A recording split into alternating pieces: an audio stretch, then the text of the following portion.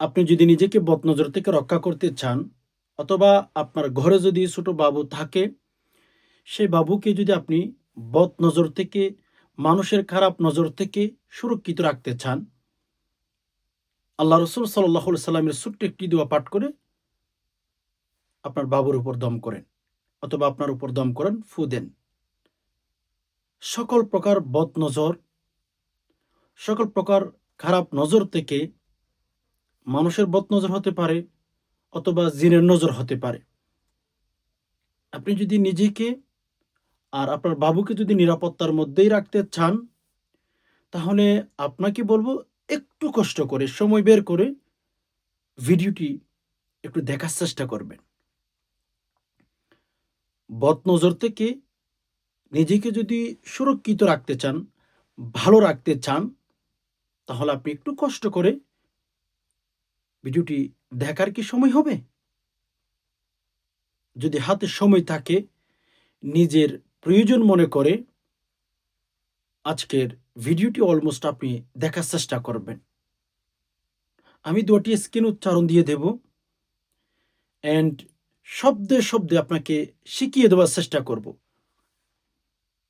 একটু সময় দিয়ে মনোযোগ সহকারে, গুরুত্ব সহকারে ভিডিওটি দেখার চেষ্টা করবেন। এই ভিডিওটি যদি দেখেন, দোয়াটি যদি শিখতে পারেন, তাহলে আপনার কিন্তু অনেক উপকার হবে। আপনার ছোট বাবু যদি থাকে, তাদেরও কিন্তু অনেক উপকার হবে। সো আমি বলবো, একটু কষ্ট করে ধৈর্য ধরে ভিডিওটি দেখার চেষ্টা করবেন। আর হ্যাঁ, এখনো পর্যন্ত যারা এটলিস্ট লাইক করেন, অবশ্যই লাইক করে ফেলুন। চ্যানেলটি সাবস্ক্রাইব করে অল নোটিফিকেশন অন করে ফেলুন। আমি যখনই ভিডিও আপলোড করব, সবার আগে যেন আপনি পেয়ে যান। যখন আমি লাইভে আসবো, সবার আগে আপনি পেয়ে যাবেন। সম্মানিত দিনী ভাই বোন, বদনজর, বদনজর এটা যেখানে লাগে সেটাই শেষ, সেটাই শেষ। একটা ঘটনা বলছিল এক ভাই আমাকে, যে হুজুর, আমার ঘরে একটা সুন্দর, অনেক সুন্দর একটা ফল গাছ ছিল ঘরে। আমাদের এলাকাতে সবাই জানে যে আমার একটা ফল গাছ আছে, ওই ফল গাছে অনেক ফল ধরে। সব বাড়িতে কিন্তু খবরাখবরই আছে যে অমুকের ঘরে একটা ফল গাছ আছে, অনেক ফল ধরে, অনেক টাকা হয়, বিক্রি করলে অনেক টাকা পায় সে। উনি বলেন, হুজুর, ওই টাকা দিয়েই ও ফলগুলো বিক্রি করে আমার সংসার মোটামুটি আমি চালাইতাম। যে হুজুর, পক্ষান্তরে এমন একটা সময় আমি আমার চোখের সামনে দেখেছি, লোকটা আমার বাসায় আসলো অ্যান্ড আমাকে জিজ্ঞেস করলো, যা শুনছিলাম আপনার ঘরে নাকি একটা ফল গাছ আছে, অনেক ফল ধরে, গাছটার দৃশ্যটা আমি একটু দেখতে চাই। অ্যান্ড ওই লোকটাকে নিয়ে যাওয়া হয়েছে ওই জায়গাতে। নিয়ে যাওয়ার পরে উনি বলেন যে, হুজুর, গাছের দিকে চোখ দিতে দেরি, ওই গাছের ফলগুলো সব মাটিতেই পড়ে গেছে। উনি বললেন, হুজুর, আমি আগে বদনজর বিশ্বাস করতাম না, লিস্ট আমি বদনজর জিজ্ঞেস করতাম না, মানে বিশ্বাস করতাম না। উনি বলতেন যে, হুজুর, আমি জিজ্ঞাসা করতাম না, আমি বিশ্বাসও করতাম না যে বদনজর সত্য এটি। উনি বলেন, আমি যখন আমার চোখের সামনে দেখলাম আমার গাছের ফলগুলো মাটিতে এক একটা করে পড়তেছে, এক একটা করে পড়তেছে, হুজুর, তখন আমি বিশ্বাস করলাম ইসলামের কথা, ধর্মীয় কথা, আল্লাহ এবং রসুলের কথাগুলো, সাহাবীদের ইনফরমেশনগুলো অনেক সত্য, অনেক সত্য। উনি বলেন, হুজুর, আমি তো যেই বদনজরের কথা আমাকে আগে বলতো, আমি তাদের বিরুদ্ধে কথা বলতাম। লেকিন এখন যেহেতু আমার চোখের সামনে আমি দেখেছি, এখন আমি বিশ্বাস করতে বাধ্য হয়ে গেলাম বদনজর সত্য। মানুষের উপর বদনজর লাগে, গাছের ফলের উপর বদনজর লাগে, মানুষের বদনজর এটাই সত্য। এজন্য আমাদের উচিত বদনজর থেকে নিজেকে রক্ষা করা, বদনজর থেকে আমার ছেলে মেয়েদেরকে রক্ষা করা, বদনজর থেকে আমাকে নিজেকে রক্ষা করা, সেটা আমার দায়িত্ব। এজন্য মেরে দোস্ত, ফাতেমা রাদিয়াল্লাহু তাআলা আনহা বলেন, মুহাম্মদুর রাসূলুল্লাহ সাল্লাল্লাহু আলাইহি সাল্লাম যখন কোন জিহাদে যাইতেন অথবা জিহাদ থেকে বের হতে ব্যাক করতেন, ফাতেমা রাদিয়াল্লাহু তাআলা আনহা বলেন, আমার নবী, আপনার নবী, দু জাহানের নবী মুহাম্মদুর রাসূলুল্লাহ সাল্লাল্লাহু আলাইহি সাল্লাম জিহাদে যাওয়ার সময় ফাতেমার ঘরে একবার ঢুকতেন। কেননা ফাতেমা রাদিয়াল্লাহু তাআলা আনহাকে নবীজি অনেক মহাব্বত করতেন, অনেক পছন্দ করতেন, অনেক ভালোবাসতেন। জিহাদে যাওয়ার সময় ফাতেমাকে এক নজর দেখে যাইতেন। আর যখন মুহাম্মদুর রাসূলুল্লাহ সাল্লাল্লাহু আলাইহি সাল্লাম জিহাদ থেকে ব্যাক করতেন অথবা সফর থেকে যখন ব্যাক করতেন, প্রথমেই কিতাবের ভেতর পাওয়া যায় আমার নবী, আপনার নবী হযরত মুহাম্মদুর রাসূলুল্লাহ সাল্লাল্লাহু আলাইহি সাল্লাম ফাতেমার ঘরেই ঢুকে এরপরে নিজের বাসায় যেতেন। তাহলে বোঝা যায় ফাতেমা রাদিয়াল্লাহু তাআলা আনহাকে কত মহব্বত করতেন, কত ভালোবাসতেন। ফাতেমা রাদিয়াল্লাহু তাআলা আনহা বলেন, আমার আব্বা যখন, আমার বাবা যখন আমার ঘরে ঢুকতেন, অর্থাৎ রাসূল যখন ঘরে ঢুকতেন, ফাতেমা বলেন আমি দেখতাম আমার আব্বুজান মুহাম্মদুর রাসূলুল্লাহ সাল্লাল্লাহু আলাইহি সাল্লাম হাসান হুসাইন রাদিয়াল্লাহু তাআলা আনহুমা তাদের দুইজনের শরীরের মধ্যে বিভিন্ন সূরাগুলো তেলাওয়াত করে আমার ছেলেদের মাথার মধ্যে ফু দিতে আমি নিজের চোখে দেখেছি।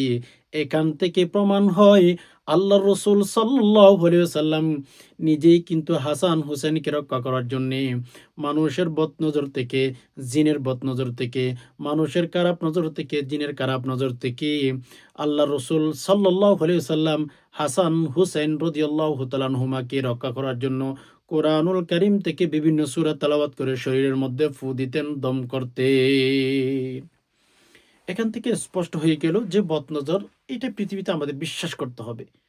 প্রিয় দর্শক, বদনজর এটা যার সাথে লাগে সে কিন্তু ধ্বংস হয়ে যায়। সে কিন্তু একেবারে ধ্বংস হয়ে যায়। বদনজর সেটা গাছের সাথে লাগলে গাছ পর্যন্ত একেবারে থামা থামা হয়ে যায়। যার সাথে লাগবে, সে মানুষ হোক, সে জিন হোক, যেই হোক না কেন, সে ধ্বংস হয়ে যাবে। বিশেষ করে যখন মেরা আজিজও বদনজর লেগে যায় একটা মানুষের উপরে, তখন ওই মানুষটা তিলে তিলে তিলে তিলে তার জীবনটা কিন্তু বন্ধ হয়ে যায়। খাইতে পারে না, ঘুমাইতে পারে না, কিছু মনে রাখতে পারে না। এজন্য আপনার ছোট বাবুদেরকে রক্ষা করা সেটা আপনার দায়িত্ব। আমাকেই রক্ষা করা সেটা আমার দায়িত্ব। ওকে? এজন্য যখনই দেখবেন যে বদনজর আপনার চতুর্পাশে যারা মানুষ আছে, আপনি যাদেরকে ভালো মনে করেন, তাদেরও কিন্তু বদনজর থাকতে পারে। এখন কোন ব্যক্তির কাছে বদনজর আছে নাই এটা নির্ণয় করার কোনো উপায়, কোনো সুযোগ নেই। বদনজর এটা সত্য বিশ্বাস করতে হবে। আমি একটা ঘটনা আপনাদেরকে অনেকবার বলেছিলাম। আল্লাহ রাসূলের এক সাহাবী অনেক সুন্দর ছিলেন। উনি গোসল করতেছিলেন। হঠাৎ করে পানিতে পড়ে বেহুশ হয়ে গেলেন। তো তাকে ধইরা সাহাবায়ে কেরাম, অন্যান্য সাহাবায়ে কেরাম রাসূলুল্লাহ সাল্লাল্লাহু আলাইহি সাল্লামের কাছে নিয়ে গেলেন। নবীজি সাল্লাল্লাহু আলাইহি সাল্লাম বিস্তারিত জানলেন এন্ড বললেন, অমুক ব্যক্তির বদনজর আমার এই সাহাবীর শরীরে লেগেছে।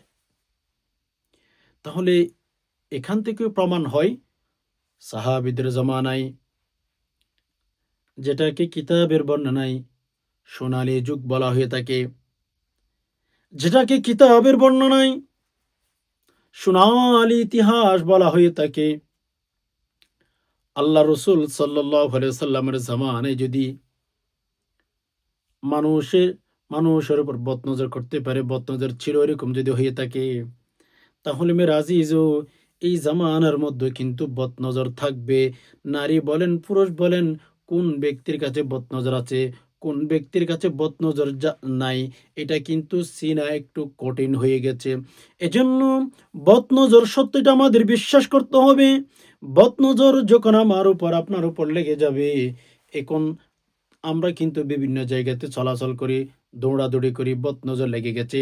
আমি বলবো বদনজর লাগার আগে নিজেকে সেভ করেন। কোরআন হাদিসের মাধ্যমে নবী আলাইহিস সালাতু ওয়াসসালাম অনেক দোয়া শিখিয়ে দিয়েছেন, সেগুলোর মাধ্যমে নিজে নিজে আমল করে নিজেকেই বিভিন্ন প্রকার বদনজর থেকে হেফাজত করুন, রক্ষা করুন। ওকে, ফাইন।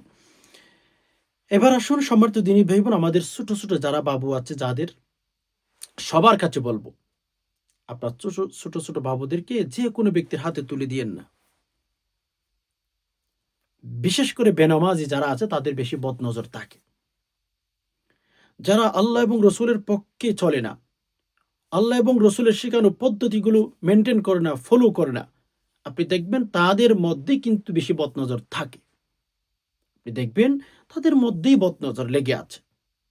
মানুষের দিকে তাকাইলেই ক্ষতি হয়, মানুষের দিকে তাকাইলেই হয়ে যায়। এজন্য যাদের ছোট ছোট বাবু আছে, মানুষের কুলে দিয়েন না, একটু সতর্কতা অবলম্বন করেন। আপনি মানুষের কুলের উপর দিয়ে ফেলেন, ফলে বদনজর লেগে যায়। সতর্কতা অবলম্বন করবেন।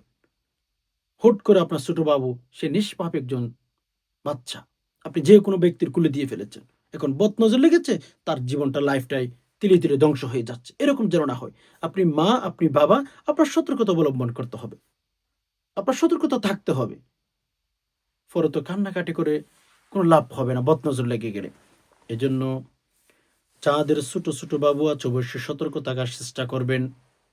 ঘরে যদি কোনো মানুষ আছে, ঘরের ভেতরে যখন কোনো মানুষ আসবে, অবশ্যই তাকে ছোট বাবু কোলে দেওয়ার আগে কমপক্ষে 10 বার চিন্তা করবেন।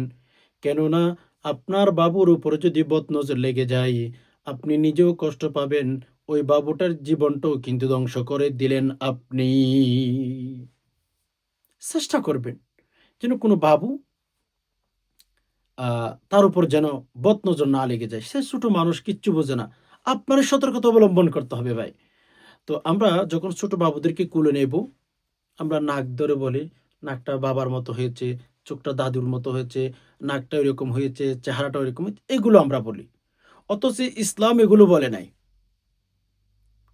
আমাদের সমাজের একটা কথা হচ্ছে, আমরা যখন ছোট বাবুদেরকে কোলে নিয়ে ফেলি, তখন নাক ধরে বলি যে আমার এটা ওরকম হয়েছে, বাবার মতো হয়েছে, তার চেহারাটা এরকম হয়েছে, দাদুর মতো, ইত্যাদি ইত্যাদি, এগুলো আমরা বলি।